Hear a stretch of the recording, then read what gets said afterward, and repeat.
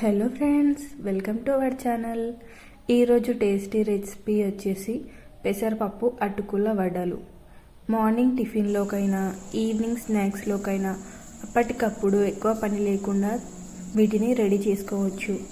పైన క్రిస్పీగా, లోపల చాలా సాఫ్ట్గా, చాలా టేస్టీగా ఉంటాయి. మీరు ఎప్పుడు తినే టిఫిన్స్ బోర్ కొట్టినప్పుడు ఇలా ఒక్కసారి ట్రై చేయండి. ఈవినింగ్ స్నాక్స్లోకైనా చాలా బాగుంటాయి.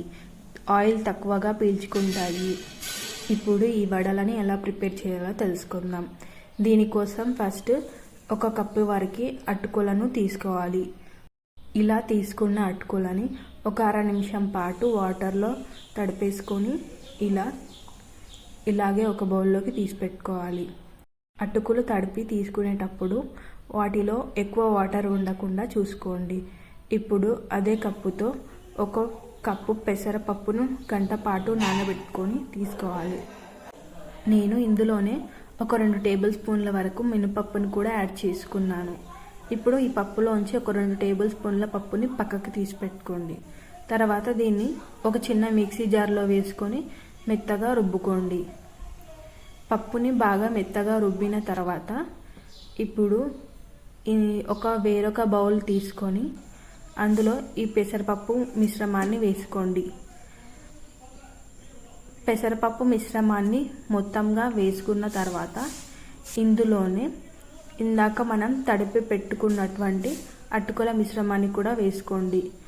ఇప్పుడు ఇందులోనే అల్లం, పచ్చిమిర్చి, పుదీనాని ఇలా పేస్టులా చేసుకొని ఒక 2 టేబుల్ స్పూన్లు వేసుకోండి.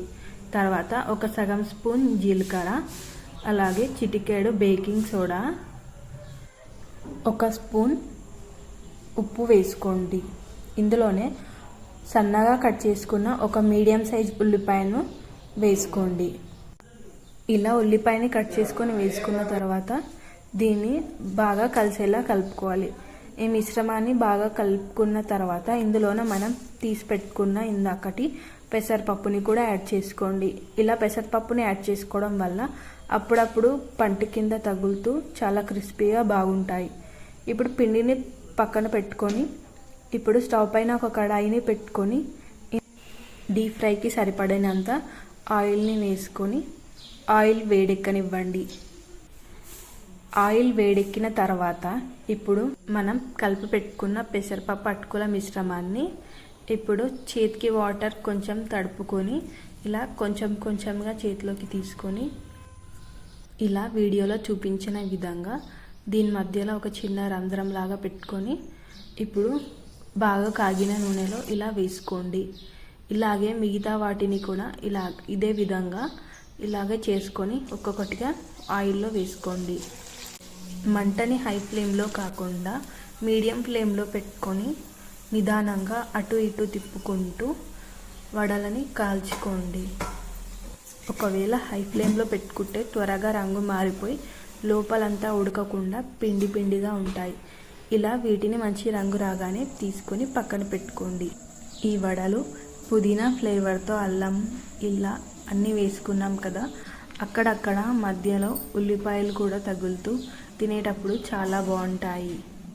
పిల్లలైతే ఇవి ఇష్టంగా తింటారు. మీరు కూడా ఈ రెసిపీ నచ్చినట్టయితే ఈ విధంగా మీరు కూడా ఒక్కసారి ట్రై చేసి ఆ రెసిపీ ఎలా వచ్చిందో కామెంట్ చేయండి. ఈ వీడియో నచ్చినట్టయితే లైక్ చేయండి, షేర్ చేయండి. మరిన్ని వీడియోస్ కోసం ఛానల్ని సబ్స్క్రైబ్ చేసుకోండి.